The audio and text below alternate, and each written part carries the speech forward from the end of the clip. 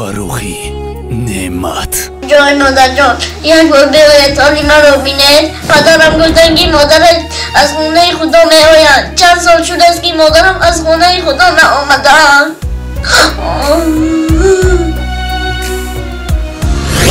لب بای داماد جان یک چیز دیگر رو نیست فراموش نکن. تن ببختی رو دیده ای، دردی ببختی رو چشیده ای. فراموش نکن هر یک چی اندازه و معیار خودش رو داره. وزیر میبینی که صغیره بیا مادرت رو چیکار میکنن. نایی؟ آتش من بیا؟ دوستان عزیز ان همین لایک و کامنتار و پادپیسات شما بود که ما قسمت سوم فیلم رو پیشنهادتان نمودیم. از این خاطر خواهش میسازم باز دستگیری رو فراموش نسازید. اگر فیلم به شما قابل قبول باشد حتما در کامنتاریا نویسید فکرهای خود رو.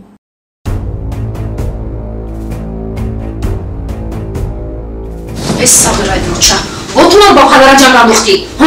دو میکنه میکروتا اگر یک باری دیگه با پدر من رو جمع انداختی حالا این بد میشه. فهمیدی که پا سال طبق صغیره روز نشده از باری تو من گریه نسازم چون قطره افتاده بطک رول بمیرم مادر چی کسی دار تو بمیرم که چه دنیا.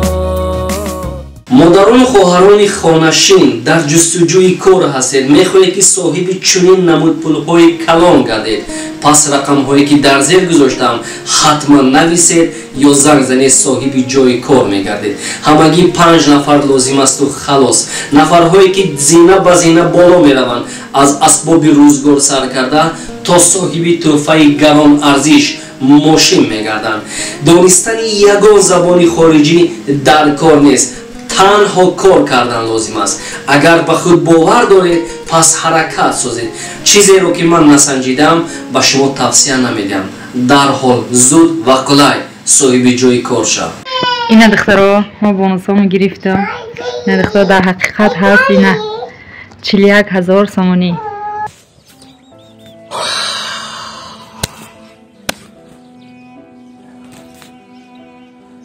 دیگر این خیل نمی شود. یک بار مگر هم به کلونش زنگ زنم یک روی حل زندگی رو پیدا کردم ممکن است. شاید کلونش به عقل تر باشد، ما رو درستتر درک سازد. آن اینش برای خودش، آن اینش برای شد برای کودکانش. این برکشی بربری بدیلم زدگی.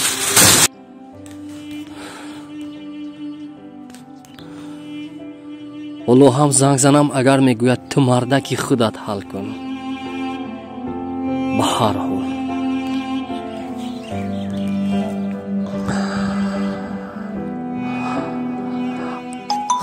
اوه این داماد من روزی سیوک میدید. دایما با من زنگ میده. همین تلفن دیلم یک تا دفع شد. الو لب بای داماد جان. السلام علیکم مادر جان. و علیکم السلام. شما خوب هستید مادر جان؟ شکری خدا من خوب. شما خوب؟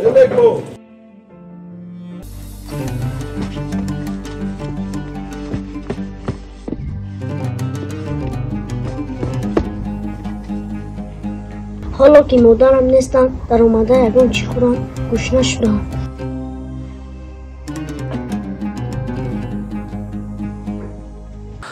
معذرت زیاد نمیخواستم شما رو ناراحت کنم ولی مجبور هستم. من رو درست درک کنید. شما با جای مادر هستید برای من. من لازم دانستم که از شما مصلحت پرسم. این همین فرزندم رو بنهایت بسیاری بد غم میدهد همسرم. آخر او برای من فرزند می شود. باور کنید میخواهم که شما آمده یک بار همین رو نصیحت سازید. داماد جان یک دقیقه گوش کنید. اکنون دختری من گناهگار نیست برای مردن زن شما. این قسمت است، این زندگی است، این تقدیر است.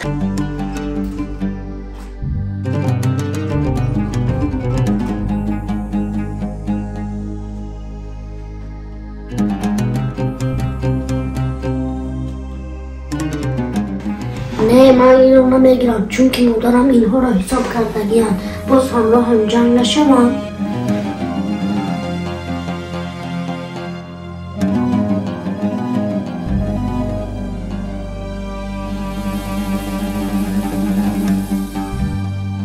انسان ها میمورند، انسان ها تولد میشوند. چی زنی شما مرد و دختری من گناهگار شد؟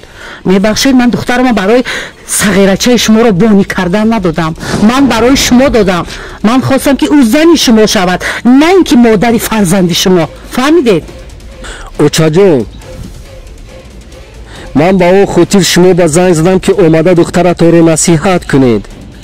من از شما این خیلی امید نداشتم که در سری من چنین گپ میزنید. بس بودگی است، دیگر این خیلی نمی شود.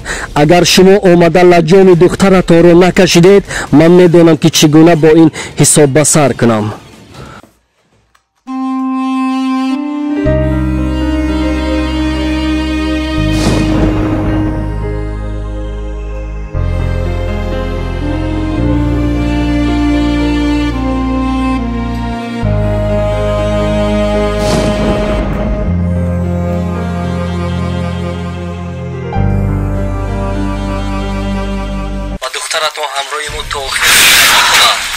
خوبترش اومده فرزندتون رو نصیحت کنید. خوب شده است ماما جون، خوب شده است. من خودی همین روز رفته دخترم من نصیحت میکنم. میشود؟ خوب، من منتظر میشم. حتما اوید. شد.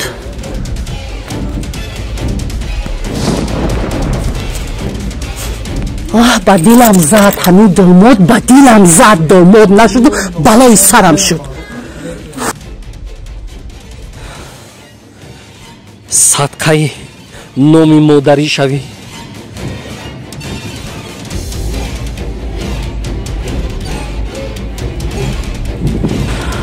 با دیلم زد این داماد، با دیلم زد این داماد نشد و برای من بلا شد. همه پرابلم باید من مانم دنبالی دامادم گردم. بمارم و دستی تو با پیشانی من کو، در دستی توی دستی شفادار بمیرم. از تو که خمارم نشکست و تو برفتی، رفتی تو خمارم که دست بار بمیرم. السلام علیکم. جون چه تو؟ مرجون سمان چاو چه سلامتی خوب؟ این اقل برده خونی بامون مانی کنیش موشینی من خطش مونر گفت زنم.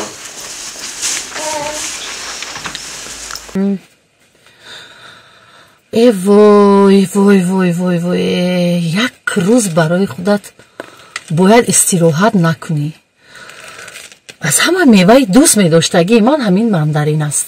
نمیدونم برای چی که اینقدر من تو رو دوست میدارم. وقتی تو رو میخورم عصبم آرام میشود. باید با مزه است.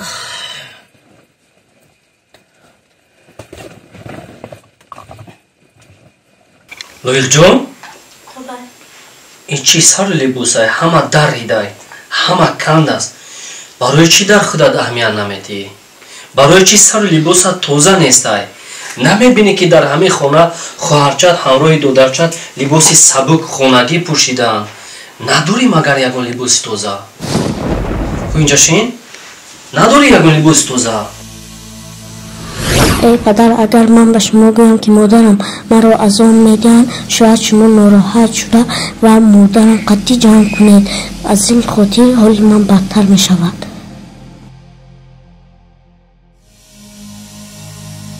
برای همین من خاموش نیستم. دارم با خودم معقول نشد که پوشم. دوری با خودت معقول نشد پوشی؟ تو گوش کن نویف جان. میدونی که حوزی مردم به سر لباس اهمیت میدین. تو جونی پدر تو لباس های رو تازه نگه دار. تو جونی منی میدونی ها؟ هر وقتی کوچه میبروی یا خونه میدروی یا یگان جا میروی سر لباست به اهمیتی. مایلش؟ مایلش دیگر تکرار نمیکنم. آفرین. یک بار این سرایوی هم زنگ نمیزند. یک بار از حال احوالت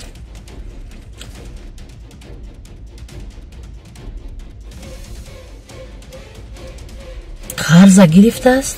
قرض بر نمیگردوند. خیلی عزیزتر. الو السلام علیکم. سلام علیکم. علیکم بر سلام. ها دگانه گوش نغز می شما سازی؟ بله گوش بکنم. سلامت میشد رحمان شکرانه الله شکر شما تو نغز؟ ها من نغز من ساز شما نغز تینج؟ میشد رحمان شکر رحمان از شما پرسیم. گوش کن دگانه جان. گاب نیست. زنده باشی. ها عمر کو؟ چی فکر حیات دم خم نیستی؟ ها؟ هیچ چیز نمیکنم. همه سوزه؟ ای مالادیس. من تا گفتم که او ساعتش را بینم با تیلو ها؟ کلم تبزم. مالادیس. شما نغز استراحت کرده دم گرفته شینه؟ من حوزی یک سر لباسم رو کشم اگر سمن تو اجازتی میبیام مایلش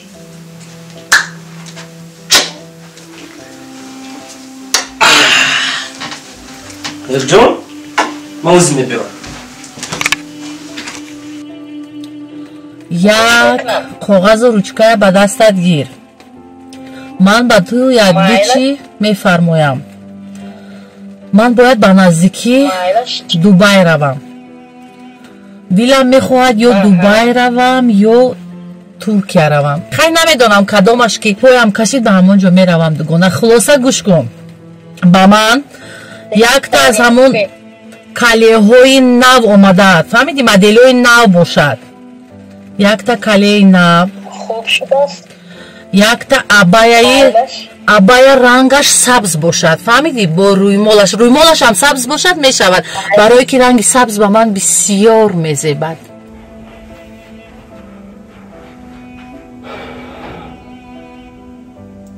طول فکر میکنم گفته های من در گوش این زنک اثر نکردند. سحر به وقت بود گفت خونه مادرم میرم به زودی میایم. ساعت 4 بیگاه شده است. من یک بار کنی زنگ زنم. انا بعد میدونی چی دگونه یک سونکای فاسون سونکا اگر گوچی باشد با خوبتر. فهمیدی؟ مایلش خوب شده. باز چی باشد؟ خطو بسیار رفته ای دگونه. باز چی پوشم؟ تو چی توصیه داده میکنی؟ ها برای پایم. در پایم چی پوشم؟ بله برای پای افزالای زیبا داریم. نباشم از همون پای افزالی همین دین آوادگی مدل نود یعنی یک پای افزالم. فهمیدی؟ مایلش همه تیار کن. خودت به خانه روان میکنی یا که رفته گیرم؟ نه خودم روان میکنم. با نقص میشود اگر روان کنی. رحمت دگانه جان من از تو منت دارم. خیلی اگر یگم چی دلم کشید برای تو از اونجا یگم تحفه میبیارم. شد؟ بهترین میشه. سلامت باشید دگانه جان. سلامت باشید.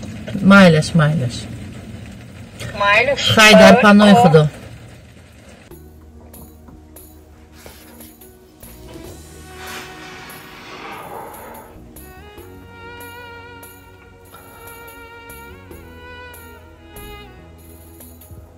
дар куҷо ҳастӣ ту?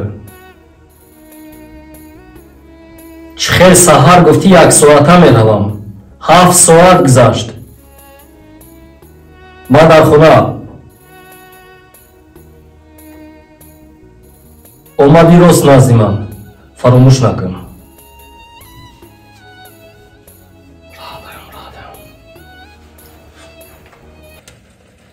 خدا باشه.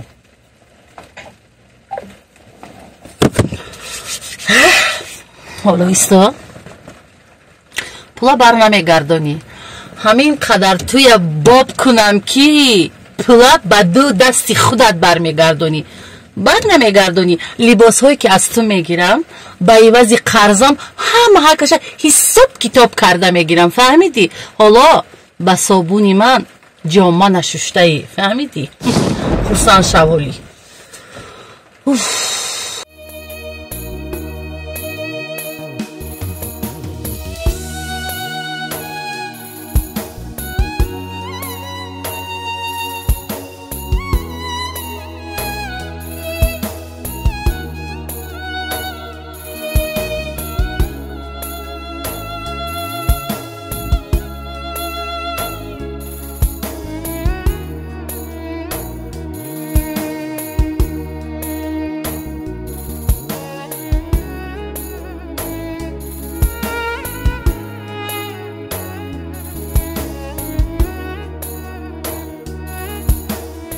خالیسا؟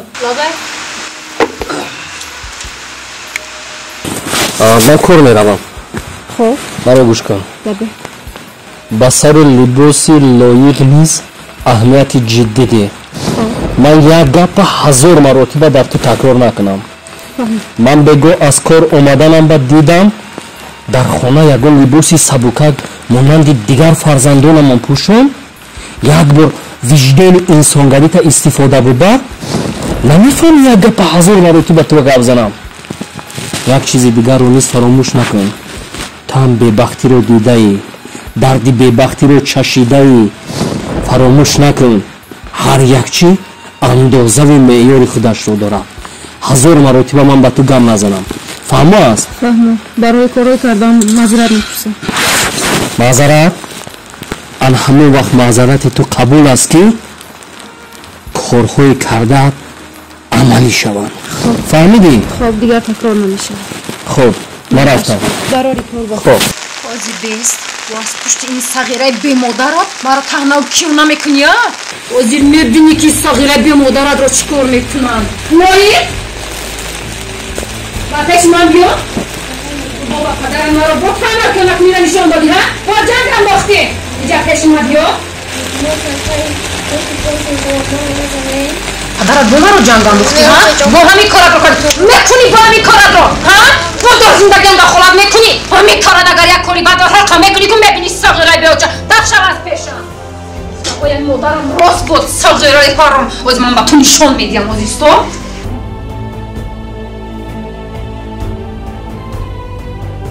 مادرم میگفت که صغیره را آورد چکای دهانت رو برآورده با همون کارش رو میکنه. میکنی با همین کارت رو ها؟ میکنی؟ آخیران بار اگر همین پدر نفسش رو مرارگاه میگوید تو باید میبینی. اگر همین کارت رو میکنی تو صغیره بیاچه جزای تو صغیره رو میدیم هم فهمیده؟ آخیران بار صدقه نکی هایم شوی نالتی ها رو.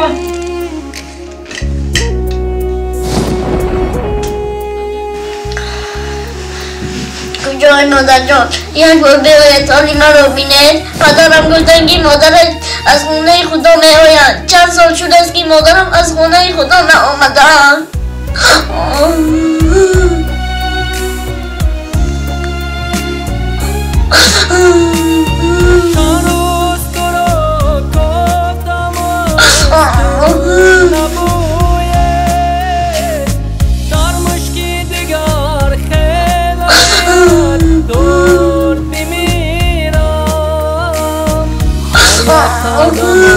را شمرم تا تو بدانی خواهم که بنامی تو سزا بمیرم خواهم که بنامی تو پایان قسمت سوم فیلم مایندر برای شما به دوستان عزیزم. شادم که شما همراه ما هستید. دستگیری رو فراموش نسازید. ما قسمت چهارم رو روزهای نزدیک پیشنهادتان میسازیم.